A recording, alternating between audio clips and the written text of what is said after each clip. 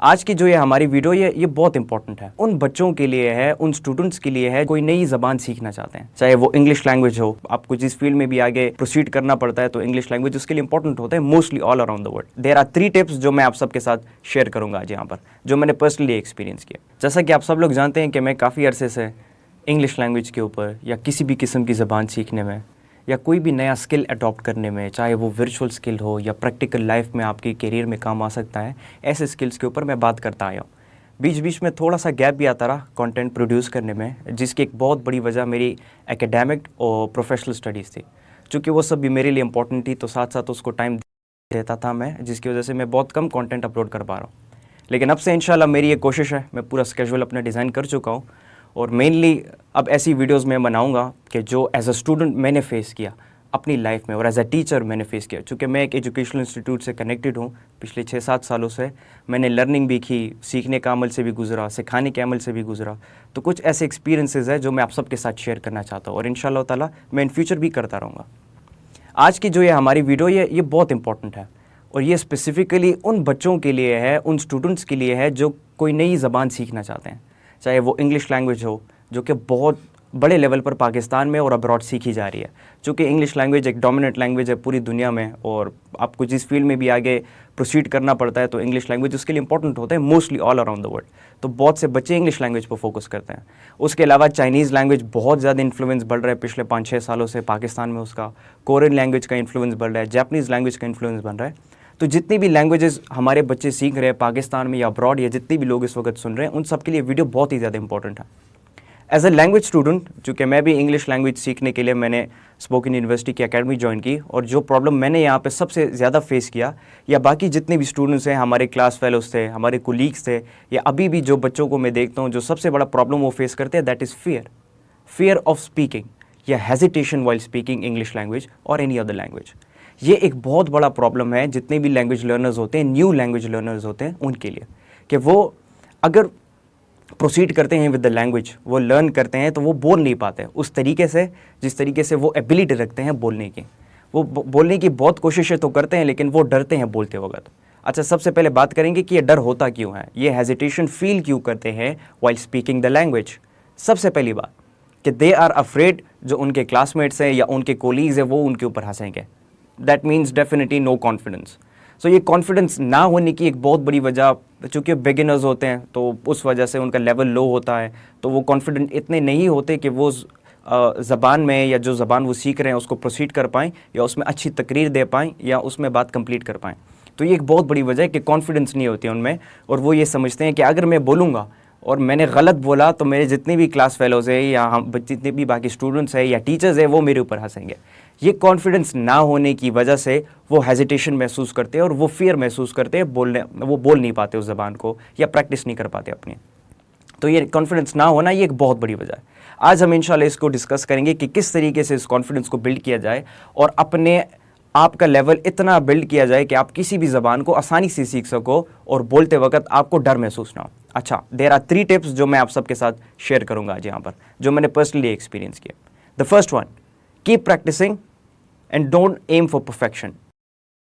ये एक बहुत ही ज़रूरी पॉइंट है। हमारे अक्सर स्टूडेंट्स जो होते हैं वो इस कॉन्फिडेंस ना होने की वजह से अक्सर ड्रॉप आउट कर जाता है, क्योंकि वो ये समझते हैं मैंने अगर बोलना है तो सब लोगों ने हंसना है। तो इस चीज़ की वजह से वो आहिस्ता आहिस्ता एक दिन आते हैं, दूसरे दिन आते हैं, 1 हफ्ता 2 हफ्ता क्लासेस लेते हैं, फिर उसके बाद ड्रॉप आउट करके चले जाते हैं। तो आपने क्या करना है, सबसे पहली बात कि आपने keep practicing, you have to practice again and again.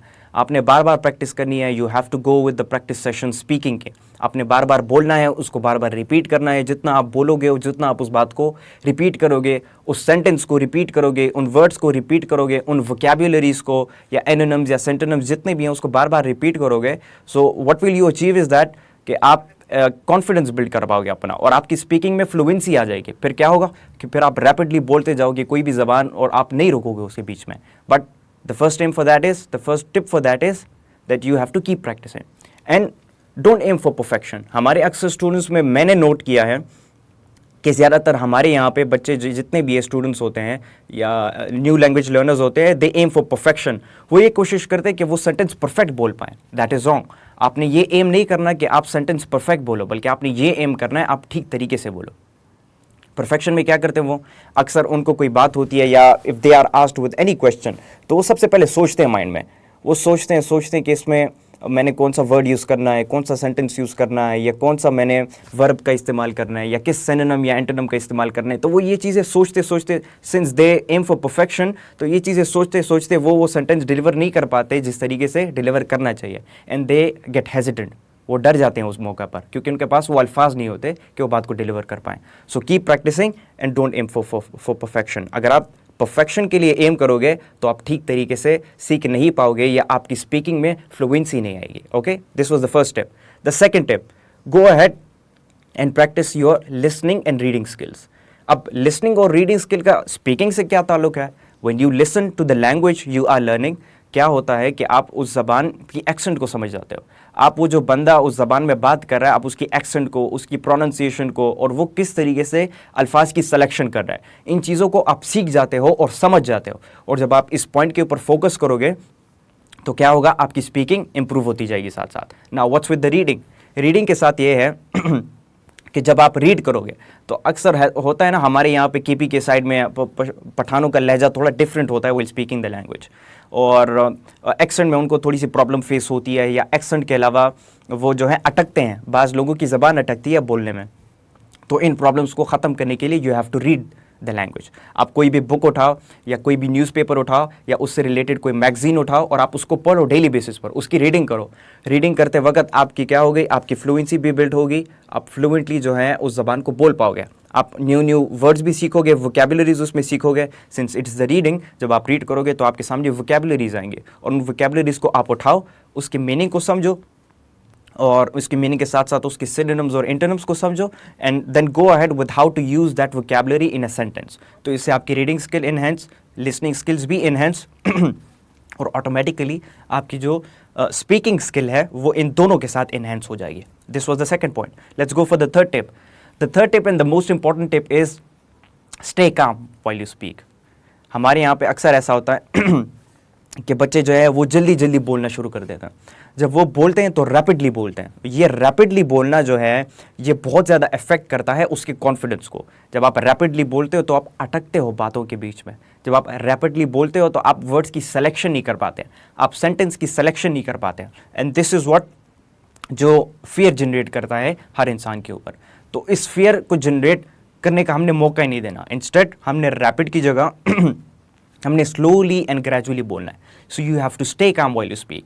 When you stay calm while speaking the new language, आपकी फ्लुएंसी इंप्रूव्ड है इस लेवल पर आपकी फ्लुएंसी इंप्रूव्ड है, आपकी जो वोकैबुलरी है उसकी नॉलेज इंप्रूव्ड है, आपकी वर्ड सिलेक्शन इंप्रूव है, सेंटेंस सिलेक्शन आपकी बहुत इंप्रूव है, ईडियम्स भी आप इजीली जो है साथ साथ सीख पाओगे। अगर आप किसी एकेडमी में हो या किसी अंडर एन इंस्ट्रक्टर आप जो है उसको सीख रहे हो तो आप इजीली उसको भी ईडियम्स को भी बिल्ड कर पाओगे। तो क्या होगा इस लेवल पर जब आप इन तीनों टिप्स को फॉलो करोगे तो आपकी English, I can guarantee that आपकी इंग्लिश उस लेवल पर चली जाएगी that you will be able to speak English without any fear, without any hesitation, and you'll be able to speak English confidently. जब आप कॉन्फिडेंस के साथ बोलोगे definitely you'll be able to make people understand. हमारे अक्सर लोग जो हैं कुछ और पॉइंट्स भी इसमें ऐड करते हैं इंस्ट्रक्टर्स। वो कहते हैं कि आप प्रोनाउंसिएशन के ऊपर और एक्सेंट के ऊपर फोकस करो। Well I say that is not very important. Accent और प्रोनाउंसिएशन इतना इंपॉर्टेंट नहीं है, because at the end of the day what you have to do is make the others understand. आपने दूसरों को समझाना होता है। तो अगर आपका एक ऐसा प्रॉपर एक्सेंट ऑलरेडी बन चुका है और आपकी प्रोनाउंसिएशन इस लेवल तक अच्छी है that you are able to make the other person understand through your words और थ्रू योर सेंटेंसेस, तो मैं समझता हूँ इतना काफ़ी आपके लिए। आपको फर्दर एक्सेंट के ऊपर और प्रोनाउंसिएशन के ऊपर नहीं जाना चाहिए। एक इजाफी बहुत समझ जाता है, but still if you think that accent is important for you और pronunciation is important for you, so you can go ahead and practise that as well. तो ये कुछ चीज़ें थी, कुछ टिप्स थी जो मैं चाहता था आप सबके साथ शेयर करूं जितने भी न्यू लैंग्वेज लर्नर्स हैं। और ये ऐसी चीज़ें जो मैंने खुद फेस किया when I first came here spoken university, और जब मैं सीखने लग गया था तो ये चीज़ें मैं खुद भी फेस करता था। I use to face fear, I use to face hesitation, मैं बोल नहीं पाता था। इवन ऐसे मौके भी आए हैं that I was all ready for the speeches और द डिबेट कॉम्पिटिशन्स, बट मैं खड़ा होके पूरा ब्लैंक हो जाता था because I did not have the confidence to speak it. मैं जो है हेजिटेंट होता था और फेयर होता था मेरे ऊपर।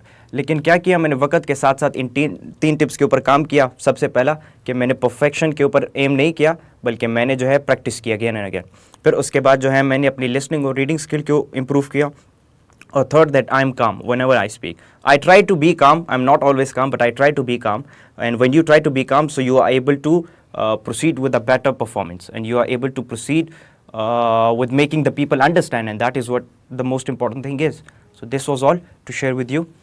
इंशाल्लाह मेरी कोशिश रहेगी कि मैं इसी तरीके से वीडियोस अपलोड करता रहूँ अपने एक्सपीरियंस से रिलेटेड, और जितनी भी स्टूडेंट के लिए लर्निंग प्रॉब्लम्स होती हैं जो मैंने एकेडमिक में या प्रोफेशनल स्टडीज़ में या किसी स्किल को इन्हेंस करने में मैंने फेस की, इंशाल्लाह मैं इसके ऊपर वीडियोस बनाता रहूँगा ताकि आप सबकी भी हेल्प हो और मेरी भी साथ साथ इंप्रूवमेंट हो। So that was all for this video. Thank you so much. इंशाल्लाह आप सबके साथ एक नेक्स्ट वीडियो में मुलाकात होगी।